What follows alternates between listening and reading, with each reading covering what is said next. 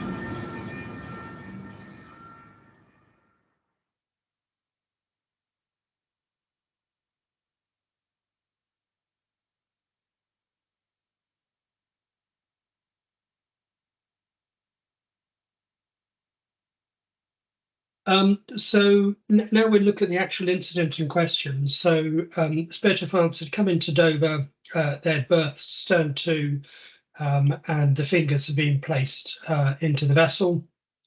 The vessel was fully loaded with freight, and this took place on the upper deck. And the bosun who was in charge of the deck is the gentleman you can see here. And a second crew member was waiting to connect a freshwater hose, which is the procedure that takes place on arrival in Dover almost every time the vessel comes into port. And the crew member who connects the freshwater hose waits to receive a signal from the linkspan operator, who's this gentleman here. And when the linkspan operator has got the fingers in and he is happy, he signals to the crew member that it is okay to cross the linkspan. And he does this in this particular case by holding his hand out and putting his thumb up to that crew member. And on this particular occasion, when he did that, the line of sight was roughly in line with the piece of freight. And the piece of freight, the driver in the piece of freight saw the thumbs up signal, and he misinterpreted that as the signal to move off and start discharge, despite the fact that the linkspan operator still had the red flashing traffic lights indicating that it wasn't time to move.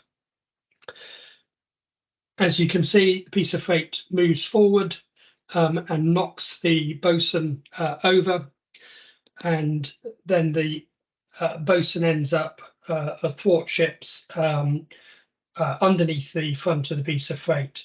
And very fortunately, due to the freight driver of this piece of freight blowing his horn and the crew member waving and shouting, the piece of freight stopped just in time before serious injury took place. and the crew member was in severe shock and was lying on the deck for a considerable period of time until the ambulance services arrived and removed him from the ship. He went to hospital, was checked out, and was able to return to the ship later that evening and return to work the following morning, which was his own choice. So, as you can see, a very significant incident. Now we have CCTV footage of it. The CCTV footage we have both from the ship side and from the shore side, and we will play that CCTV now, if you bear with me, while I switch to playing the CCTV.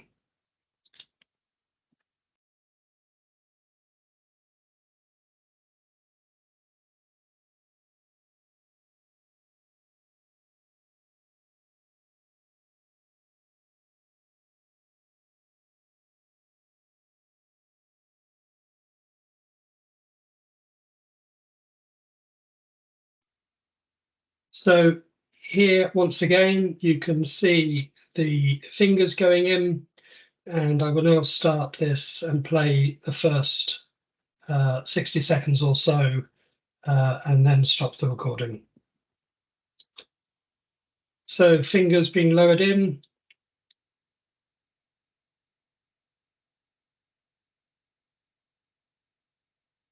Bosun stood in front of the piece of freight, stopping the traffic. It's up to him to pass the signal when traffic can move. Second crew member gets the signal, moves forward, can still see the red lights flashing. Piece of freight starts up, believing he has got the signal, moves off, knocks the crew member over. Fortunately, vehicle stops just in time. Bosun manages to move out from underneath the piece of freight, obviously in severe shock, and the piece of freight also backs up. There's a lot more footage here going forward with emergency services arriving, but there's little value to us proceeding any further with that. So if you bear with me, we'll stop that.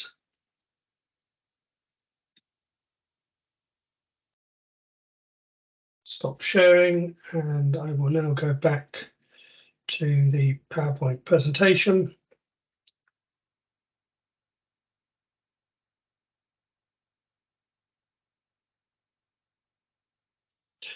So what are some of the things we can learn from this? So when we do an accident investigation, we use the DP World, what is known as PIPO, and this is a way of going through different steps of looking at what may have caused the accident. So the first thing we look at here is people. So all of the crew members involved, they were very experienced, they were qualified, they do this routine discharge every day. They had assumed that the freight driver would not move off until the bosun had instructed them to do so. They assumed that the flashing red lights would control the traffic. And the bosun assumed that by standing in front of the piece of freight that it would not move off. The freight driver would also have been experienced and qualified, but he may not have been the first vehicle on the vehicle deck previously, and therefore he may not have been in that position where he would have received instructions to move off. The freight driver assumed that the thumbs up signal from the linkspan operator was for him. He disregarded the flashing lights, thinking that the thumbs up signal was his signal to move off. And he may well be under time pressure and be eager to move off quickly.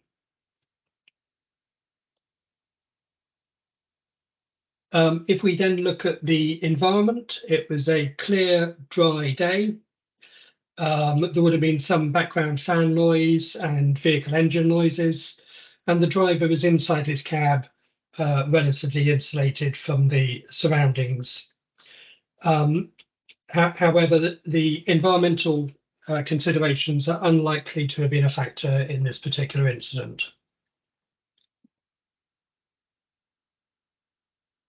Equipment, so all equipment was working, but the flashing red lights appear to be a weak control.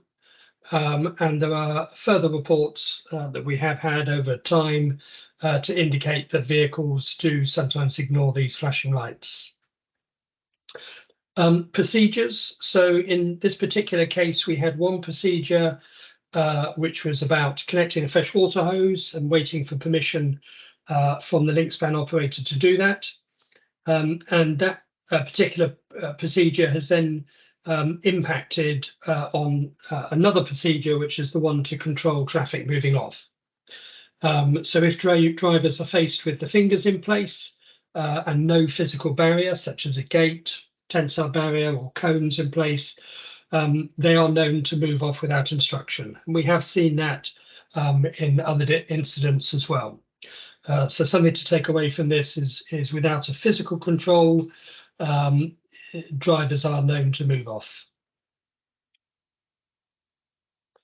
Organisation, so the vehicle deck was well manned.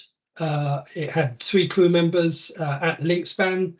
There was a linkspan operator in place, and the bosun was in charge of the deck and the discharge, and that was clearly understood by the crew, but perhaps not by the freight driver. So some of the things that we can take away from this. So vehicle decks are extremely dangerous places. We've seen that many times now, and that has included fatalities.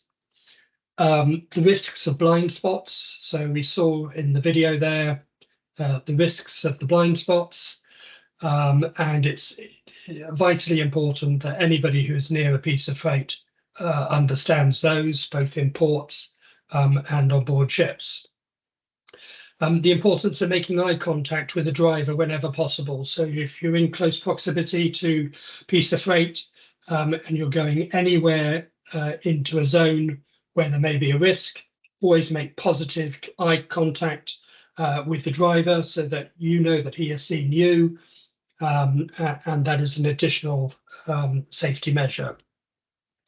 If physical barriers are not in place, drivers can move off at any time, and we have seen that both in this incident and in others.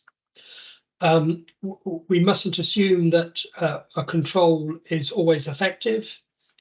So in this case, the flashing lights weren't effective, and the bosun was in charge of the deck. But again, the driver didn't follow his instructions. He took another signal. And of course, we're working on vehicle decks day in, day out. And so we need to be very aware of the normalization of risk. So first time you go on a vehicle deck, it is a threatening environment and you're very conscious of the risks. The longer you do it, the more you become insulated from risks, and this is known as normalization of risk. So please use this learning opportunity to discuss with your teams, with anybody who is going on to a vehicle deck. Please log those training sessions as an interaction on HCs. We do have a very substantial vehicle deck learning package that is going to be uploaded and circulated to all of you on Teams. And thank you very much for your time today in listening to this presentation. Thank you.